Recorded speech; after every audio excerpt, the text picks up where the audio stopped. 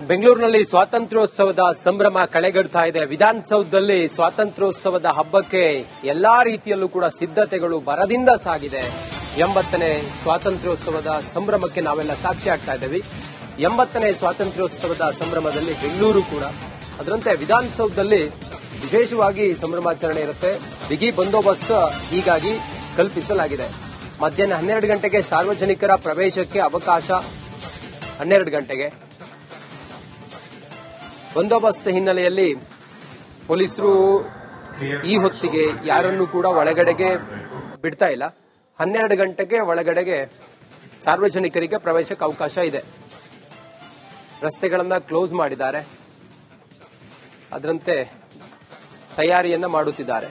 ಸ್ವಾತಂತ್ರ್ಯೋತ್ಸವದ ಸಂಭ್ರಮಕ್ಕೆ ಸಾಕ್ಷಿ ಆಗ್ತಾ ಇದೆ ಬೆಂಗಳೂರು. ವಿಧಾನಸೌಧದಲ್ಲಿ ಫ್ರೀಡಂ ಹಬ್ಬ, ಸ್ವಾತಂತ್ರ್ಯದ ಹಬ್ಬದ ಸಂಭ್ರಮ ಕಳೆಗಟ್ತಾ ಇದೆ.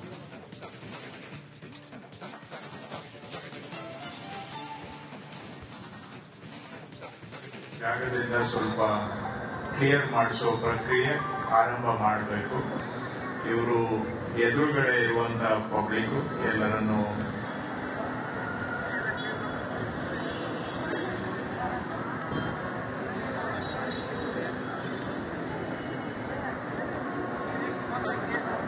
ಹೆಚ್ಚಿನ ಮಾಹಿತಿಯೊಂದಿಗೆ ನಮ್ಮ ಪ್ರತಿನಿಧಿ ಚರಣ್ ನೇರ ಸಂಪರ್ಕದಲ್ಲಿದ್ದಾರೆ. ಚರಣ್, ವಿಧಾನಸೌಧದಲ್ಲಿ ಫ್ರೀಡಂ ಹಬ್ಬಕ್ಕೆ ತಯಾರಿ ಹೇಗಿದೆ?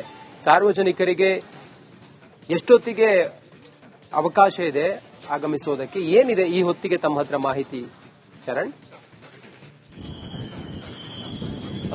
ಎಸ್ ಸರ್, ರಂಜಿತ್, 80ನೇ ಸ್ವಾತಂತ್ರ್ಯ ದಿನಾಚರಣೆ ಹಿನ್ನೆಲೆಯಲ್ಲಿ ಬೆಂಗಳೂರಿನ ವಿಧಾನಸೌಧದಲ್ಲಿ ಫ್ರೀಡಂ ಹಬ್ಬವನ್ನ ಆಚರಣೆ ಮಾಡಲಿಕ್ಕಾಗ್ತಾ ಇರುವಂತದ್ದು. ಪ್ರಮುಖವಾಗಿ ಸಾರ್ವಜನಿಕರಿಗೆ ವಿಧಾನಸೌಧದ ಒಳಭಾಗಕ್ಕೆ ಪ್ರವೇಶ, ಅದರ ಜೊತೆಗೆ ಒಂದಿಷ್ಟು ವಿಧಾನಸೌಧವನ್ನ ಎಕ್ಸ್ಪ್ಲೋರ್ ಮಾಡೋದಕ್ಕೆ ಕೂಡ ಅವಕಾಶವನ್ನ ಕಲ್ಪಿಸಿರುವಂತದ್ದು. ಈ ನಿಟ್ಟಿನಲ್ಲಿ ವಿಧಾನಸೌಧ ಸುತ್ತಮುತ್ತ ಬಿಗಿ ಬಂದೋಬಸ್ತನ್ನ ಮಾಡಲಾಗ್ತಾ ಇದೆ. ಪ್ರಮುಖವಾಗಿ ವಿಧಾನಸೌಧದ ಮುಂಭಾಗದ ರಸ್ತೆ ಏನಿದೆ, ಈ ಒಂದು ರಸ್ತೆಯಲ್ಲೇ ಈ ಒಂದು ಆಚರಣೆ ನಡೀಲಿಕ್ಕಿರುವಂತದ್ದು. ಅದರ ಜೊತೆಗೆ ವೇದಿಕೆ ಕೂಡ ಸಜ್ಜಾಗ್ತಾ ಇದೆ.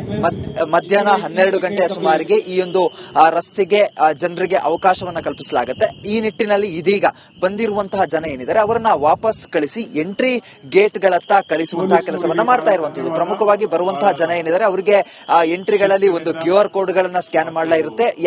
ಯಾರ ಬಳಿ ಈ ಒಂದು QR ನೋಂದಣಿ ಇರುತ್ತೋ ಅವರಿಗೆ ಮಾತ್ರ ಒಳಭಾಗಕ್ಕೆ ಪ್ರವೇಶವನ್ನ ಮಾಡಲಿಕ್ಕೆ ಅವಕಾಶ ಇರುತ್ತೆ. ಒಂದು ಕಡೆಯಲ್ಲಿ ಮಳಿಗೆಗಳಾಗಿರ್ಬೋದು, ಅದರ ಜೊತೆಗೆ ಫುಡ್ ಸ್ಟಾಲ್ ಗಳಾಗಿರ್ಬೋದು, ಎಲ್ಲದರ ವ್ಯವಸ್ಥೆಯನ್ನ ಕೂಡ ಒಂದು ಕಡೆ ಮಾಡಿಕೊಂಡು ಇದೀಗ ಯಾವುದೇ ರೀತಿಯಾದಂತಹ ನೂಕುನುಗ್ಗಲ ಆಗಬಾರದು, ಯಾವುದೇ ರೀತಿಯಾದಂತಹ ಗೊಂದಲಗಳು ಆಗಬಾರದು ಅನ್ನುವಂತಹ ನಿಟ್ಟಿನಲ್ಲಿ ಜನರನ್ನ ವಾಪಸ್ ಕಳಿಸಿ ಅವರಿಗೆ ನೋಂದಣಿಯಾದ ಬಳಿಕ ಅವರನ್ನ ಒಳಭಾಗಕ್ಕೆ ಬಿಡ್ಲಿಕ್ಕೆ ಸಿದ್ಧತೆಯನ್ನ ಮಾಡ್ತಾ ಇರುವಂತದ್ದು. ಇನ್ನು 2 ಹಂತದ ಪಾಸ್ಗಳನ್ನ ಈ ಒಂದು ಕಾರ್ಯಕ್ರಮಕ್ಕೆ ನೀಡಲಾಗಿರುವಂತದ್ದು. ಒಂದು ಹಂತವಾಗಿ ಮೊದಲ ಹಂತವಾಗಿ 12 ಗಂಟೆಯಿಂದ 3 ಗಂಟೆಯವರೆಗೆ ಈ ಒಂದು ಅವಕಾಶ ಇರುತ್ತೆ. ಅದಾದ ಬಳಿಕ ಸಂಜೆ ಹೊತ್ತಿಗೆ ಈ ಒಂದು ವಿಧಾನಸೌಧದ ಮುಂಭಾಗದಲ್ಲಿ ಕಾನ್ಸರ್ಟ್ಗಳು ಕೂಡ ಇರುವಂತದ್ದು. ಈ ನಿಟ್ಟಿನಲ್ಲಿ 2 ಹಂತದ ಪಾಸ್ಗಳನ್ನ ನೀಡಿರುವಂತದ್ದು. ಇನ್ನು ವಿಧಾನಸೌಧದ ಮುಂಭಾಗದಲ್ಲಿ ಸಂಪೂರ್ಣವಾಗಿ ಮಾನಿಟರಿಂಗ್ ಮಾಡುವಂತಹ ಕೆಲಸವನ್ನ ಕೂಡ ಮಾಡಲಾಗ್ತಾ ಇದೆ. ಹೆಚ್ಚಿನ ಪೊಲೀಸ್ ಭದ್ರತೆಯನ್ನ ಕೂಡ ನಿಯೋಜನೆ ಮಾಡಲಾಗ್ತಾ ಇದೆ.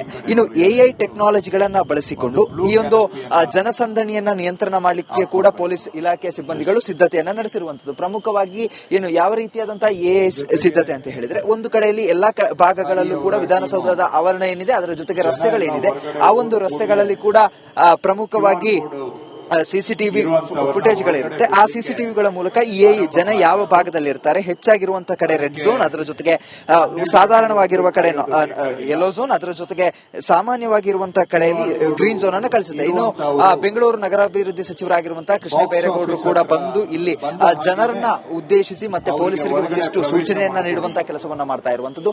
ಒಂದು ಕಡೆಯಲ್ಲಿ ರಸ್ತೆಯ ಮುಂಭಾಗದಲ್ಲಿ ಇರುವಂತಹ ವಾಹನಗಳಾಗಿರ್ಬೋದು ಎಲ್ಲವನ್ನ ಕೂಡ ತೆರವು ಮಾಡಲಿಕ್ಕೆ, ಜನರನ್ನ ಕೂಡ ಕಳಿಸೋದಕ್ಕೆ, ಯಾವುದೇ ರೀತಿಯಾದಂತಹ ಅಹಿತಕರ ಘಟನೆಗಳಾಗಿರ್ಬೋದು, ಗಲಾಟೆ ಗದ್ದಲಗಳಾಗಿರ್ಬೋದು ನಡೆಯದಂತೆ ಈ ಒಂದು ಕಾರ್ಯಕ್ರಮ ಸಾಗಿ ಬರೋದಕ್ಕೆ ಸ್ವತಃ ಬೆಂಗಳೂರು ನಗರಾಭಿವೃದ್ಧಿ ಸಚಿವರೇ ಬಂದು ಗೈಡ್ ಮಾಡುವಂತಹ ಕೆಲಸವನ್ನ ಮಾಡ್ತಾ ಇರುವಂತದ್ದು. ಪೊಲೀಸರಿಗೆ ಒಂದಿಷ್ಟು ಗೈಡ್ಲೈನ್ಸ್ ಗಳನ್ನ ಮಾಡಲಾಗ್ತಿದೆ. ಅದರ ಜೊತೆಗೆ ವಿಧಾನಸೌಧದ ಸುತ್ತಮುತ್ತದ ರಸ್ತೆಗಳು ಸಂಪೂರ್ಣವಾಗಿ ವಾಹನ ಸಂಚಾರವನ್ನ ನಿಷೇಧಿಸಲಾಗಿದೆ. ಅದರ ಜೊತೆಗೆ ವಿಧಾನಸೌಧ ಮೆಟ್ರೋ ನಿಲ್ದಾಣ ಏನಿದೆ ಅದು ಕೂಡ ಬೆಳಗ್ಗೆ 10 ಗಂಟೆಯಿಂದ ಕೂಡ ಕ್ಲೋಸ್ ಆಗಿರುವಂತದ್ದು. ಇನ್ನು ಮಧ್ಯ 12 ಗಂಟೆಯ ಬಳಿಕವಾಗಿ ಬರುವಂತಹ ಜನರಿಗೆ ಅವಕಾಶವನ್ನ ಕೂಡ ಕಲ್ಪಿಸಲಿಕ್ಕೆ ಸಿದ್ಧತೆಗಳನ್ನ ಮಾಡಿಕೊಂಡಿರುವಂತದ್ದು. ರಂಜಿತ್,